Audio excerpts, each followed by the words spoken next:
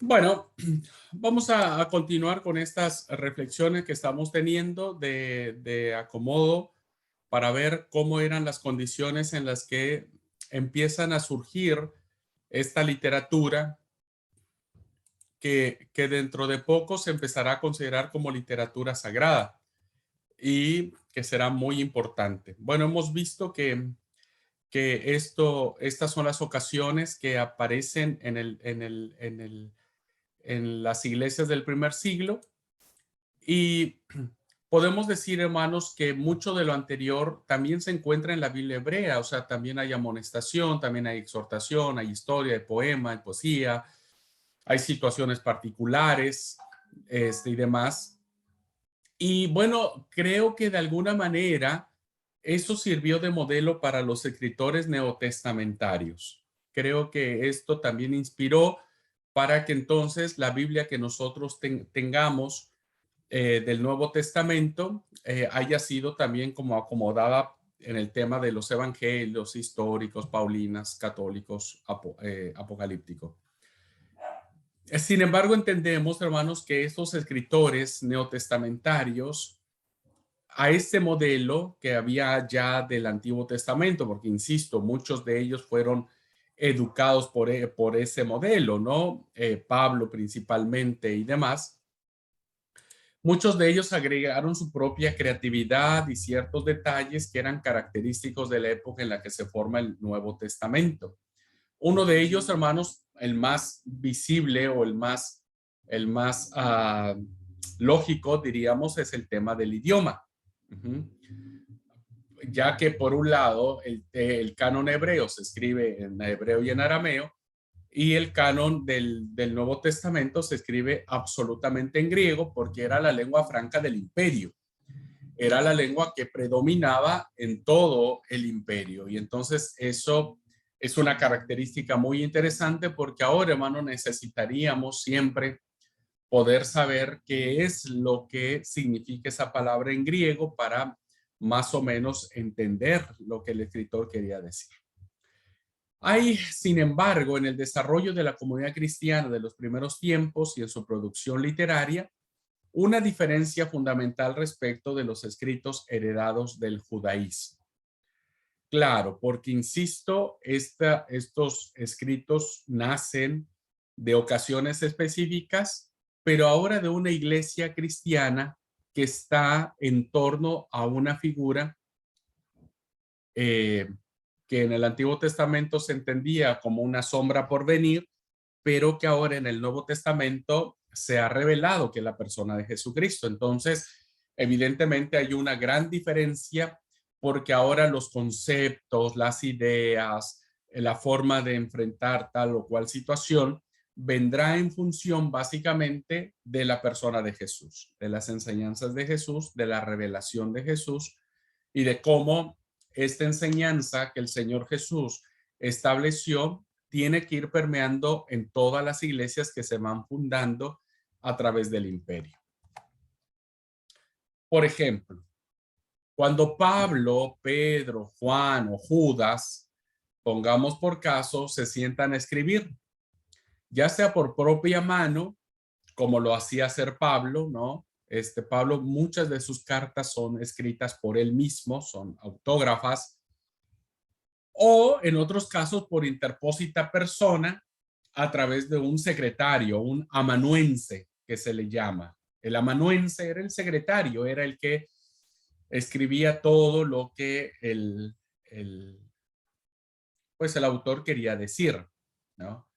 Entonces pongamos este caso que ya sea Pedro, Juan, Judas, Lucas, qué sé yo, haya escrito por él mismo, por otra persona, lo que querían hacer era responder a una situación específica que se les había presentado, ¿no? Entonces, la iglesia empieza a extenderse, hermanos, a raíz de la muerte del Señor Jesús. Empiezan a haber muchos cambios, muchos cambios. Persecuciones que hacen que mucha gente salga para predicar en Judea, en Samaria. Eh, hay Hay muchos cambios en Jerusalén misma, porque Jerusalén es la ciudad básicamente el judaísmo, todavía está el templo, ¿no? Pero ahora hay un grupo de cristianos que están siguiendo al Nazareno. En fin, hay muchos cambios.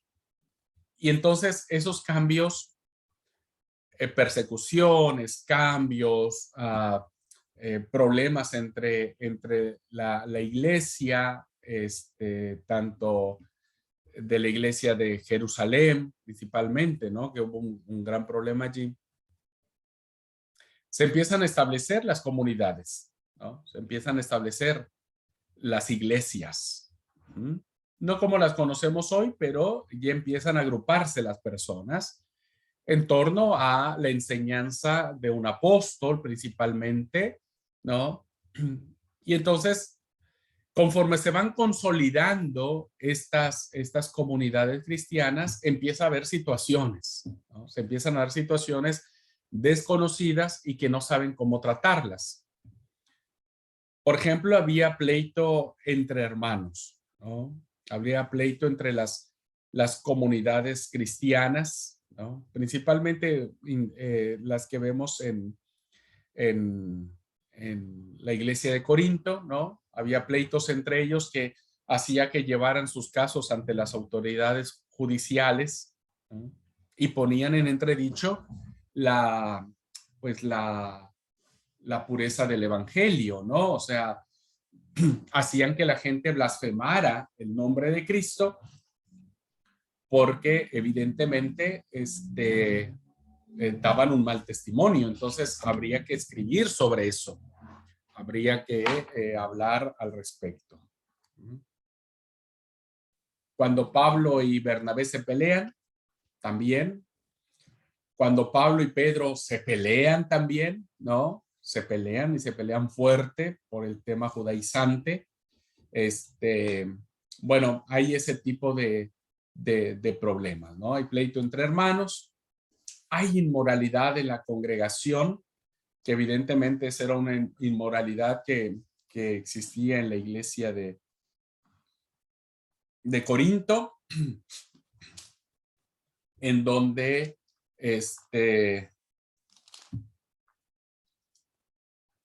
dice el apóstol Pablo, les escribe a los corintios, entre otros temas que él está queriendo abordar. Dice, de cierto se oye que hay entre vosotros fornicación. O sea, había una práctica, hermanos, entre la comunidad de adulterio impresionante, ¿no? No me voy a detener acá, si no me voy a ir por las ramas, pero bueno, había mucho desenfreno sexual. Entonces Pablo les escribe, es una carta que les escribe directamente a ellos, ¿no?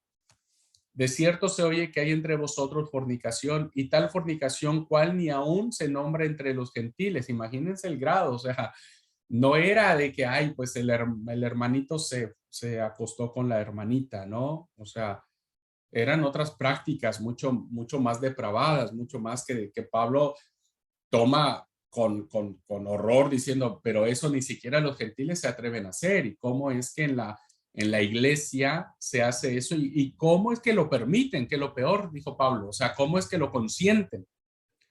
Tanto que alguno tiene la mujer de su padre. O sea, había personas que estaban teniendo relaciones sexuales con la madrastra, o sea, ya ahí rompía cualquier otro tipo de situaciones. Y entonces por eso es que Pablo dice, les empieza a decir y les explica qué es lo que tienen que hacer, etcétera, etcétera. Luego hay otra situación, ¿no? Dice, ¿osa alguno de vosotros cuando tiene algo contra otro ir a juicio delante de los injustos y no delante de los santos? ¿O no sabéis que los santos han de juzgar al mundo? Y entonces Pablo les dice, ¿no? ¿Qué es lo que tienen que hacer? Así que, por cierto, es ya una falta en vosotros que tengáis pleito entre vosotros mismos. Pablo dice, ya de por sí es un problema que se peleen entre ustedes. No deberían pelearse, no estén haciendo eso, ¿no? Ya es un problema eso, que se peleen entre ustedes. ¿por qué no sufrís más bien el agravio? O sea, ¿por qué no se toleran? Por qué no antes de ser reaccionarios toman para sí? ¿Por qué no sufrís más bien el ser defraudados? ¿Por qué en vez de decir, bueno, listo, voy a tolerar y voy a aguantar? ¿Por qué no, en vez de ir a quejarte con las autoridades y hacer el pleito más grande, por qué no perdonas a tu hermano? En fin, eso encontramos y para nosotros es palabra de Dios, diríamos, ¿no? No es que Dios permita esos casos, sino que nosotros sabemos que ahora y nosotros podemos predicar sobre este texto y le enseñamos hoy a la iglesia nuestra sobre este texto, de un texto que nace de una situación ocasional o de una problemática particular que tenía la iglesia de Corinto hace 2000 años. Había otras situaciones, hermanos, penetración en la comunidad cristiana de ideas extrañas que negaban tanto la eficacia de la obra de Jesucristo como la eficacia de la fe. Bueno, lo vemos en el tema de los Gálatas, ¿no? Lo vemos en el pasaje en las cartas juaninas, ¿no? Primera y segunda y tercera de Juan, donde había entrado el anticristo o muchos anticristos, ¿no? Muchos anticristos que evidentemente hacían que las comunidades cristianas pudieran, pues, poner en peligro, ¿no?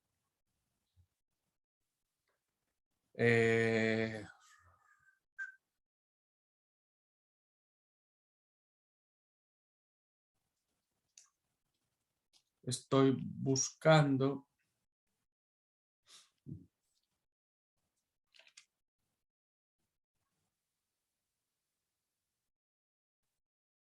Hijitos, ya es el último tiempo. Estoy leyendo la primera carta de Juan. Hijitos, ya es el último tiempo. Y según vosotros oísteis que el anticristo viene, así ahora han surgido muchos anticristos. Por esto conocemos que es el último tiempo. Nosotros a veces hablamos del anticristo como señal del último tiempo, pero ya desde el tiempo de Juan había anticristo. Es decir, todo lo que era contrario a la enseñanza de Cristo se le daba la palabra o la denominación de anticristo, que eran ideas extrañas que negaban a Jesucristo. Por eso, hermanos, el apóstol Juan escribe en su carta. Juan es muy duro con los gnósticos y Juan por eso escribe de entrada, Juan 1:1, no tiene problema, no tiene ambigüedad, no tiene vergüenza, Juan, y dice, en el principio era el verbo y el verbo era con Dios y el verbo era Dios. O sea, está afirmando la divinidad de Jesús ante un grupo de personas que estaban negándola. Y por eso nace el Evangelio de Juan.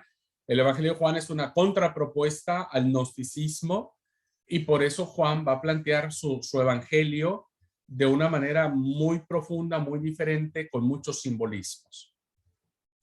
Pero también, hermanos, había gozo por la fidelidad de los hermanos y por la expresión de su amor, necesidad de recibir aliento en momentos de dificultad y prueba o lo que fuera. El ejemplo más claro que son las cartas que se le llaman las cartas de la cautividad, que básicamente una de ellas es la carta del gozo, que se le conoce, ¿no?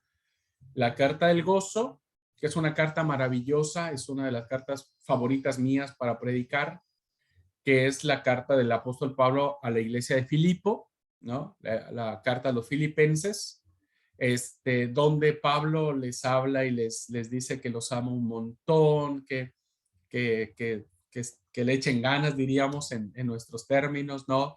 Y hay esa famosa frase en la carta de Pablo a Filipenses donde dice, gozaos en el Señor, otra vez digo que os gocéis. Es la carta del gozo, porque aun cuando Pablo estaba prisionero y sus prisiones no eran lindas, él era capaz de gozarse en Cristo.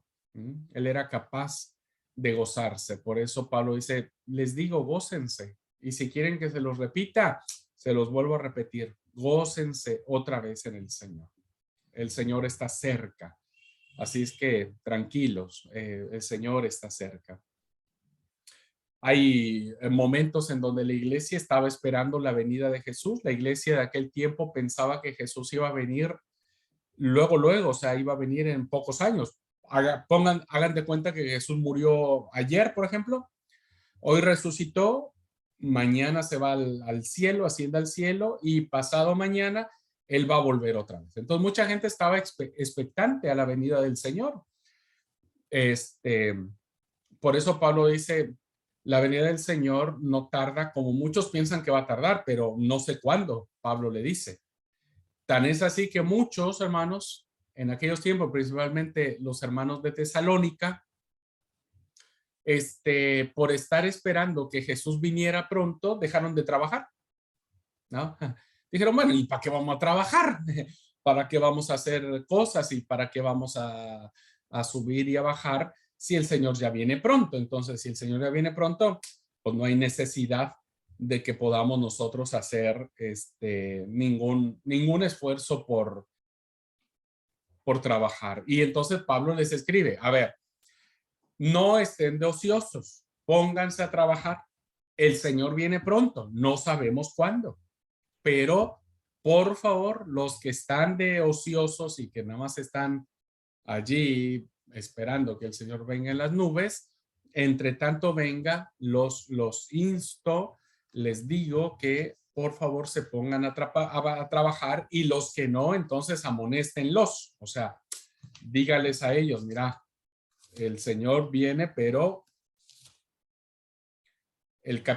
versículo 14, la primera carta a los tesalonicenses, en el capítulo 5 dice, también os rogamos, hermanos, que amonestéis a los ociosos, que alentéis a los de poco ánimo, que sostengáis a los débiles, que seáis pacientes para con todos. ¿Por qué? Porque evidentemente había hermanos en la iglesia que esperando que Jesús viniera pronto, pues estaban sin trabajar.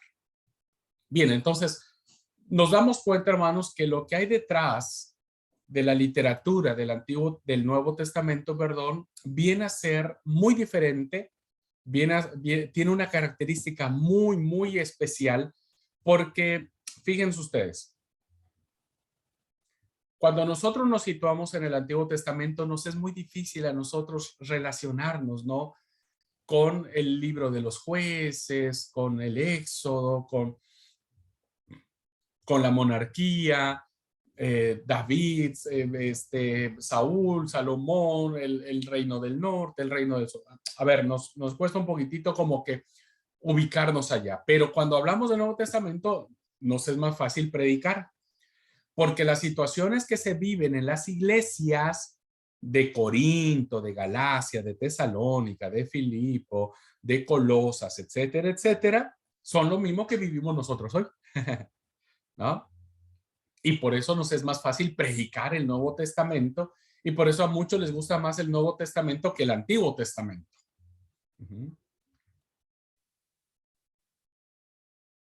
Pero por esta situación, porque nos sentimos más identificados, ¿no? ¿Hay pleitos en nuestras iglesias? Sí, hay pleitos, y pleitos muy fuertes. Que el hermano no se lleva con el hermano, que no se habla, que no se dirige la palabra, que andan de pleito, que ya se fueron al juzgado, que ya lo denunció, que ya le dio carta documento. Hay inmoralidad en las congregaciones, pero ¿sabe qué? Dios mío, es terrible, es terrible. Yo he tenido que vivir muchos momentos de esa naturaleza como miembro de iglesia y como pastor. Hay penetración de ideas extrañas en la comunidad y sí, hay muchas ideas extrañas que hoy se están colando, que se están manifestando. El judaísmo mesiánico es una de las ideas que tuvo mucho impacto en nuestras comunidades de fe. Y muchos sucumben ante ello, pues por el desconocimiento de la palabra. Hay iglesias que necesitan aliento porque están desanimadas, sí, hay un montón de iglesias. Entonces, esto, hermanos, ¿no? Nos identifica mucho más. Por eso muchos predicadores valoran más el Nuevo Testamento que el Antiguo, pero ya les iré enseñando que ambos testamentos son maravillosos. Por eso, hermanos, siguiendo esta narrativa que estoy queriendo plantear en clase, cuando ellos escribían, cuando Pablo, Pedro, etcétera, ni siquiera soñaban, hermanos, que aquello que producían tenía o llegaría a tener la autoridad de escrito sagrado que se leerían en las sinagogas de las primeras comunidades cristianas. O sea, Pablo cuando escribe a la iglesia de Corinto para darle el reto de su vida, para darles el regaño y el palo de su vida, jamás se imaginó y dijo, bueno, esto lo va a ocupar el pastor Abraham en el siglo XXI, ¿no? Para darle el reto a la iglesia del Dorado, ¿no? O la vamos a usar para darle el reto a la iglesia de Ameguino, o la iglesia de Loma Verde, o la iglesia de Tlaxcala, o la iglesia de las praderas. No, o sea, nunca ellos pensaron, hermanos, que su literatura iba a ser se iba a considerar como sagrada. Ellos respondieron a una necesidad que en ese momento existía y que evidentemente se reconoce sagrado porque quien le escribe, vamos a ver los criterios de canonización del Nuevo Testamento, pero uno de ellos es que quien le escribe debe ser alguien cercano a Jesús. Y por eso se le da el carácter sagrado, pero el hecho de que Pablo, por ejemplo, haya tenido la revelación en su camino a Damasco, no hizo de que el Señor le dijera a Pablo, mira, vos todo lo que vas a escribir va a ser palabra de Dios. Es más, hay cartas del apóstol Pablo que están perdidas también, que no sabemos. Es muy probable que sea una carta entre la primera y segunda carta de Corintios. Hay una carta entre medio que está perdida. No sabemos dónde está. ¿Ah? Entonces, ninguno de ellos, hermanos, ninguno de ellos escribe su literatura en función de pensar que algún día ese escrito sagrado se leería en los templos, en las sinagogas, etcétera. Puede decirse que en el Nuevo Testamento, quizás con la excepción de Apocalipsis, por su naturaleza particular de escribir, por los símbolos, por todo lo que representaba, porque dice que que el Señor le revela precisamente al, al apóstol Juan, ¿no? Tal vez con excepción del Apocalipsis, no hay indicios de que sus autores creyeran que lo que estaban escribiendo iba a ser parte de lo que hoy nosotros tenemos como las sagradas escrituras, como palabra de Dios.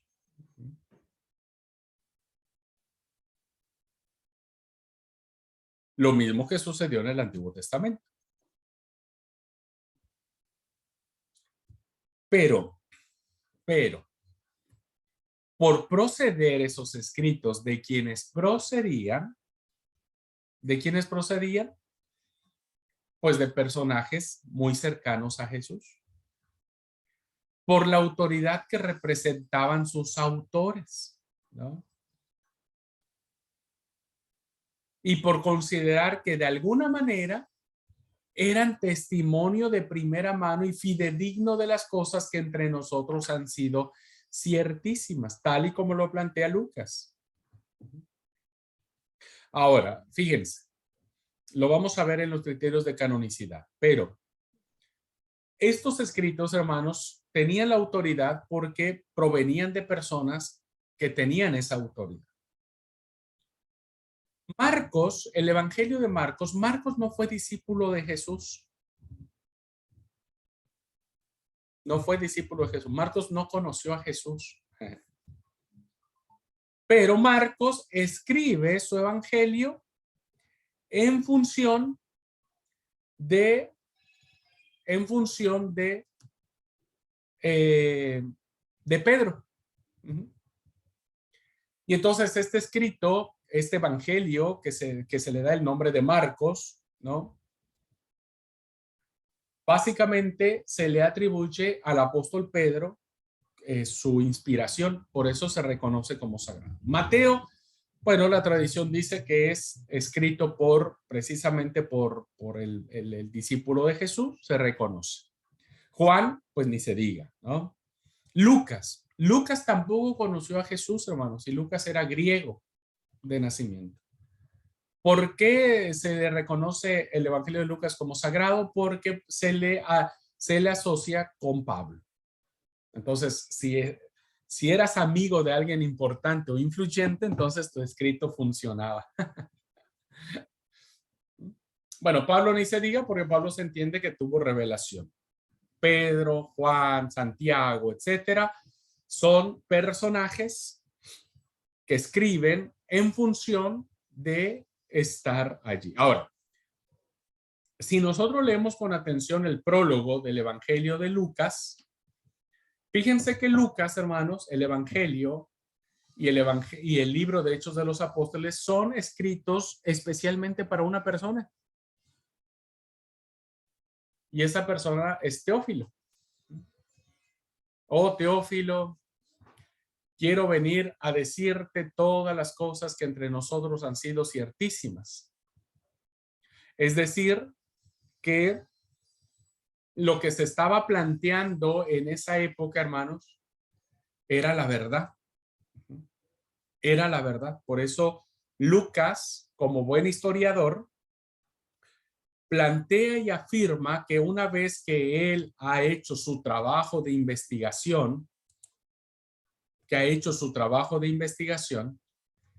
establece que las cosas que entre nosotros han sido ciertísimas.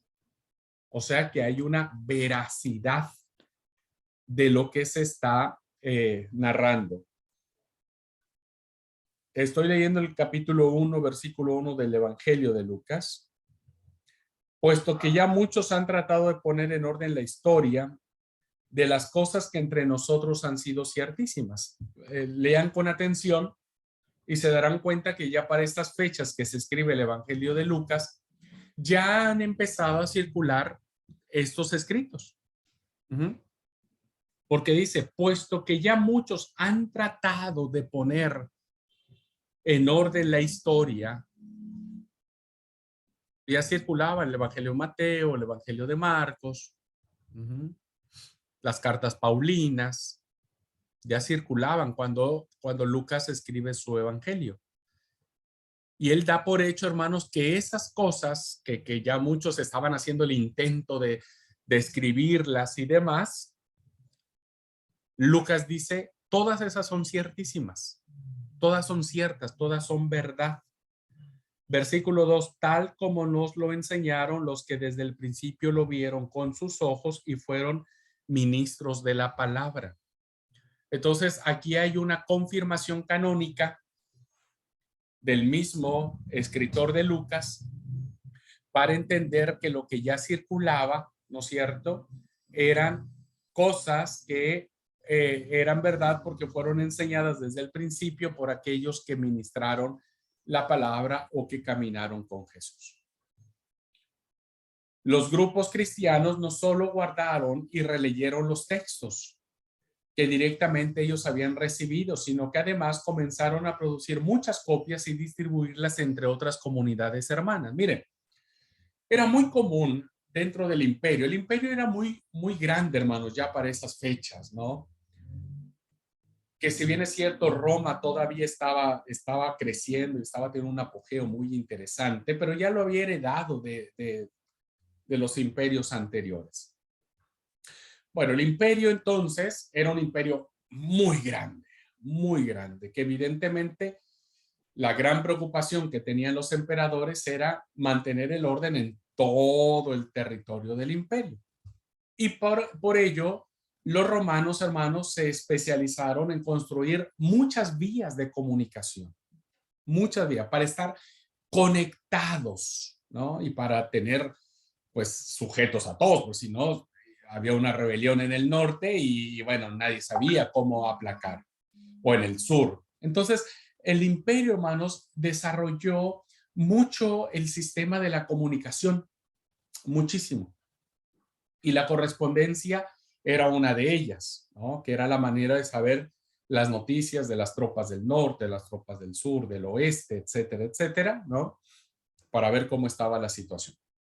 Bueno, esta parte, hermanos, de la comercialización en el Imperio Romano, de las grandes vías de comunicación que existieron, los caminos que se plantearon, ¿no? este, es esta comunicación que empezó a ser muy fluida, muy más fácil, diríamos, más fácil, qué sé yo. Fácil ahora es llamar por teléfono, pero en aquel tiempo era fácil, ¿no? Para ellos. Propició que cuando las iglesias recibían una literatura, una carta, por ejemplo, específicamente el apóstol Pablo, ellos la guardaban, la releían cada vez que se necesitaba en sus reuniones y empezaron a hacer liturgia de ellas. Empezaron a leer estos textos como parte de su culto, diríamos, de su culto. ¿Okay? Entonces se reunían para adorar a Jesús, para cantar a Jesús, pero decían, tenemos este escrito de Pablo que nos mandó. Ah, bueno, a ver, vamos a leer.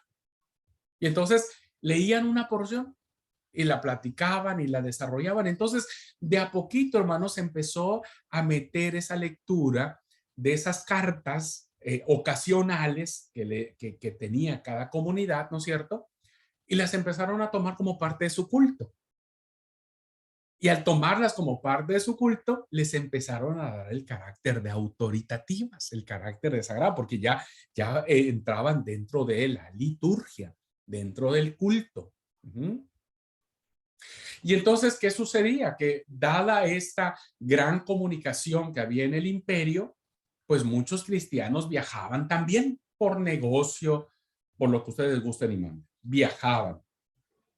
Entonces reconocían que en ciertos lugares había comunidades de fe y entonces llegaban y leían y decían, che, ¿qué vos estás leyendo? Y estamos leyendo una carta que el apóstol Pablo nos envió. En serio, vos sabés que en mi comunidad esa carta nosotros no la leemos. Nosotros leemos el Evangelio de Marcos, el que escribió Marcos para nosotros. En serio, nosotros ese Evangelio no lo tenemos, no conocemos. Ah, mira, vamos a hacer una copia de tu carta, yo me la voy a llevar y cuando yo vuelvo otra vez, yo voy a traerte una copia de mi carta, del evangelio que nos escribió Marcos o que nos escribió Lucas o que nos escribió quien sea. Bueno, dale, dale. Perdónenme, hermanos, la recreación tan burda que estoy haciendo, ¿no? Pero más o menos así funcionó. Que las comunidades entonces empezaron a compartirse las cartas y dijeron, miren, hoy tenemos otra carta, un evangelio de Marcos que nunca habíamos leído, vamos a leer, dale, vamos a leer. Los agarraban Marcos, ¿viste? Y empezaban a leer. Y entonces de a poquito empezaron a tomar una porción de Marcos, una porción de Lucas, una porción de Juan, una porción tal, hasta que todas las comunidades empezaron a conocer la distinta literatura que empezó a producirse en aquellos tiempos. Y es así como empezaron a adquirir las copias de las copias de las copias para compartirlas con las iglesias. Porque bueno, decía las iglesias, mira, nosotros no tenemos ningún testimonio de Jesús. Lo único que tenemos son las cartas que Pablo nos ha enviado, por ejemplo. Ah, yo tengo un testimonio de Jesús que lo escribió Mateo, ¿no? Bueno, pasame una copia, diríamos, ¿no? Pasame una copia. En aquellos tiempos, hermanos, era muy caro el tema de las copias, ¿no? Ya les dije lo que valían, tanto para conseguir la tinta como para conseguir los materiales. Además, era un proceso que no era de que uno le dictaba y el otro escribía. No, tampoco. Era muy difícil, pero sin embargo, dadas las condiciones que el imperio había propiciado para la comunicación y para la proliferación de literatura, bueno, eso hizo que la palabra corriera, ¿no? Las cartas corrieran, los evangelios corrieran por todo el imperio. Poco a poco entonces, decimos, los cristianos fueron reconociéndoles a estos textos autoridad privilegiada para la vida de la iglesia.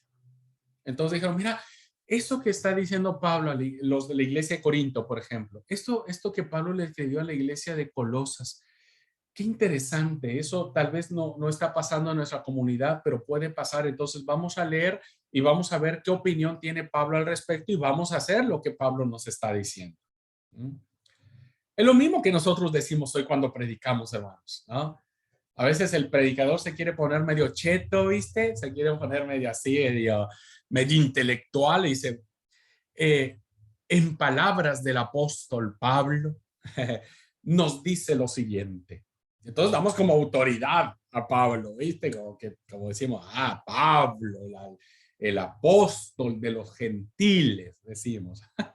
este, eh, pero eso sucedía, ¿no? Las comunidades cristianas empiezan a reconocerles esos textos como autoridad para la vida de la iglesia, y cuando empiezan a circular los evangelios, pues mucho más, porque los evangelios empiezan a reflejar a Jesús, sus enseñanzas, sus parábolas, y lo más importante, su muerte, su crucifixión, su muerte y su resurrección, que era lo más importante. Y eso fue maravilloso. Y con ello, hermanos, reconocieron la inspiración divina en su producción y elaboración. En fecha posterior se le conoció como doctrina. Ya son textos que abarcan la enseñanza de los apóstoles a la iglesia cristiana en el nombre de Jesús. En el nombre de Jesús. Entonces, todo lo que tiene que ver con la literatura del Nuevo Testamento, después en la siguiente clase vamos a mirar los criterios que se establecieron para esto, pero fue de a poco. ¿Qué quiero decir con esto? Doy por sentado algo que también voy a decir posteriormente, pero que no me gustaría terminar la clase sin decirlo. No fue ninguna autoridad de la Iglesia Católica Romana, no fue ningún papa, no fue ni siquiera los mismos apóstoles quienes les dieron la autoridad a estos escritos como inspirados por Dios.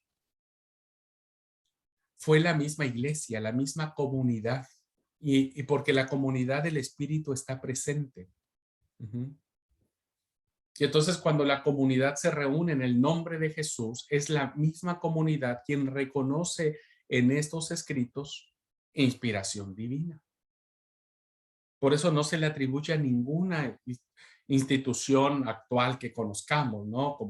Como lo hizo plantear en algún momento Dan Brown, que dijo que la Iglesia Católica fue quien eligió los libros de la Biblia, que en el concilio, no estoy recordando el concilio, no sé si el de Nicea o el de Constantinopla, tomaron los libros que había, ¿no? Que oraron en ese momento, los aventaron al aire, y que los que cayeron en la mesa, esos eran considerados como sagrados, y los que cayeron en el suelo eran considerados apócrifos. Eso no es verdad. Pudo haber sucedido tal vez, aunque no lo confirmamos, nadie lo confirma con seriedad. No fue la Iglesia Católica, no fue un concilio quien determinó qué libros eran sagrados o no. Ya en las primeras comunidades cristianas del primer siglo estaban entendiendo esta realidad divina. Bueno, vamos a terminar aquí entonces la clase, hermanos.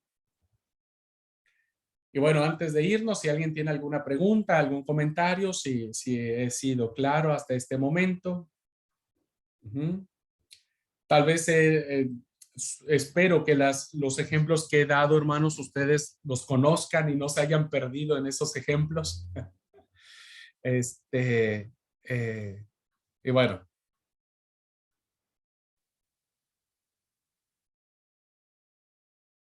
¿Vamos bien? ¿Ha sido entendible? Muy bien, muy bien. Bueno, hermanos, pues me alegra mucho. Deseo que Dios les bendiga un montón. Cuídense mucho. Que tengan un feliz jueves. Nos vemos la próxima semana. Vamos a seguir terminando el canon del Nuevo Testamento y después vamos a entrar ya a la recta final de nuestro curso, que tiene que ver con las traducciones modernas, que tiene que ver con el tema de la historia de las traducciones en el tiempo. Y bueno, así terminaríamos. Como ustedes saben, hermanos, nosotros terminamos, Dios mediante, el 26 de mayo, ¿no? El 26 de mayo terminamos las clases y ahí tenemos un poco más de 15 días de vacaciones. ¿ok? Para que descansen, para que respiren, para que ay, hagan un alto, ¿no? Y quien reprobó alguna materia, bueno, es un tiempo de recuperatorio. Quien no reprobó, bueno, descanse, disfrute sus merecidas vacaciones, ¿no? Y bueno, la idea es volver el 13 de junio al segundo trimestre del año escolar, ¿tá? Así es que les digo esto para que vieron cuando alguien predica y predica un montón, un montón, un montón, y cuando finalmente el predicador dice, bueno, ya para terminar, ay, uno dice, wow, gloria a Dios que ya va a terminar. Uno como que agarra nuevo aire, ¿viste? Entonces yo también les digo ahora, ya vamos a terminar y vamos a tener vacaciones. Entonces como porque, ay, por fin va a terminar la cursada ya. ¿Ah? Solo por eso se los dije. Listo, amigos, que Dios los bendiga y los guarde. Feliz fin de semana. Nos vemos en el diplomado en el tema de profecía. Bendiciones.